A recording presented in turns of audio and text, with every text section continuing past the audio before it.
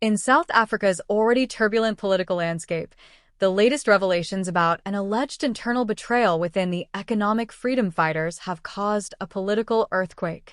Julius Malema, the charismatic and often controversial leader of the EFF, is facing what many consider the most serious challenge to his authority since the party's founding in 2013. Reports suggest that a faction of senior party officials and longtime allies, people who have stood alongside him for years, were secretly plotting to remove him from leadership and reposition the EFF away from its radical roots.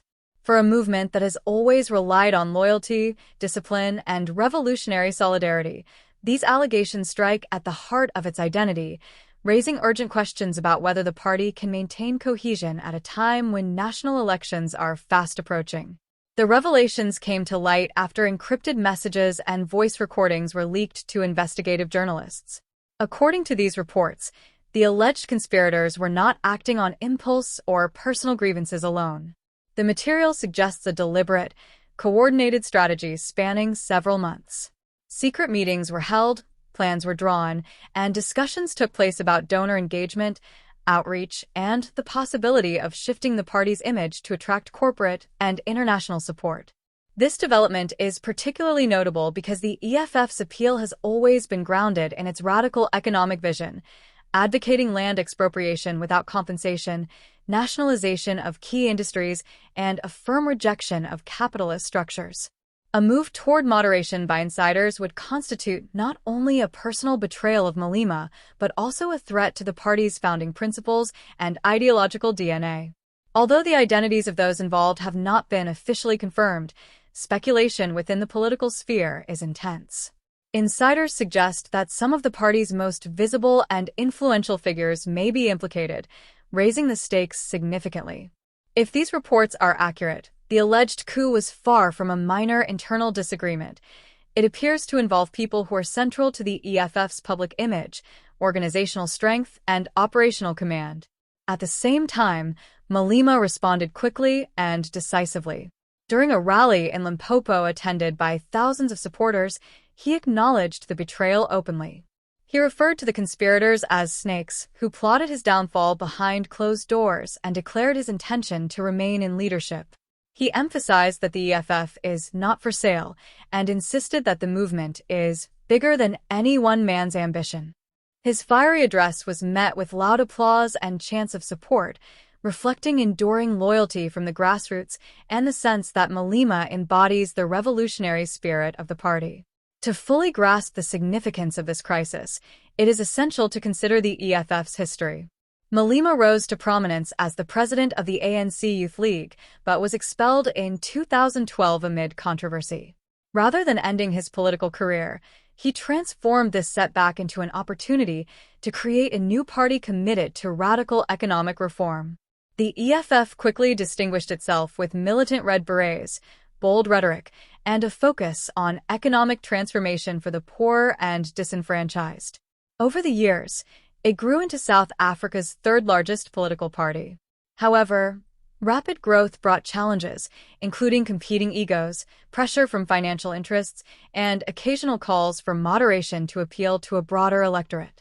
These internal tensions, always present but often dormant, now appear to have erupted into a very public confrontation, threatening to destabilize the movement just as it prepares for national elections. Analysts have been quick to weigh in on what this betrayal could mean. Some argue that it may play to Malema's advantage. He has long cultivated an image of resilience, portraying himself as a revolutionary who thrives in conflict. Surviving a high-level mutiny could reinforce that narrative, showing the public that he is unshakable even when confronted with opposition from within. Others caution that the perception of a divided party could damage the EFF's credibility, particularly among undecided voters. With South Africans increasingly frustrated by corruption, unemployment, and poor service delivery, any sign of instability could weaken the party's appeal and provide an advantage to competitors such as the ANC or the Democratic Alliance. The party's Internal Security Committee is reportedly investigating the source of the leaks and determining the scope of the conspiracy. Disciplinary hearings are expected, and some insiders suggest that a purge of dissenting members could be imminent. While such action might consolidate Malema's authority, it also carries risks. Expelling high-profile figures could deepen perceptions of instability, and those individuals could retaliate publicly or even form splinter groups, further fragmenting the political landscape. South African history provides multiple examples of how internal divisions can reshape parties, from the breakaway formation of COPE from the ANC in 2008 to the creation of Action SA after tensions inside the DA. The EFF's leadership must therefore tread carefully, balancing enforcement with the need to maintain unity and avoid alienating supporters. For Malema personally, this moment is existential. His leadership style is centralized and highly personality-driven. Critics argue that the EFF has historically been too dependent on him, and this crisis will test whether the party can survive without fracturing. Supporters counter that Malema's vision is what has kept the party cohesive and that without him the EFF risks losing its identity entirely. The coming weeks will reveal whether the movement's structures are resilient enough to weather internal dissent, or whether the cracks will widen and affect its performance in the upcoming elections. Looking ahead, several outcomes are possible. If Malema successfully neutralizes the rebellion and reinforces his authority, the EFF could enter the elections with renewed energy, rallying supporters around the narrative of a leader who faced betrayal but emerged stronger. Conversely, if divisions persist or escalate, the party could appear weakened, presenting an image of internal disarray that rivals would exploit. There is also the matter of external perceptions. Donors and international actors who had shown interest in engaging with the EFF's potential moderates may hesitate to associate with a party seen as unstable, complicating future strategic partnerships. South Africa has now entered a highly unpredictable political chapter. The ANC continues to face criticism over governance failures. The DA struggles to broaden its appeal, and the EFF confronts a crisis from within. For voters, the situation highlights the fragility of political alternatives. Share your thoughts in the comments below, and let us know whether you think Malema will withstand this challenge.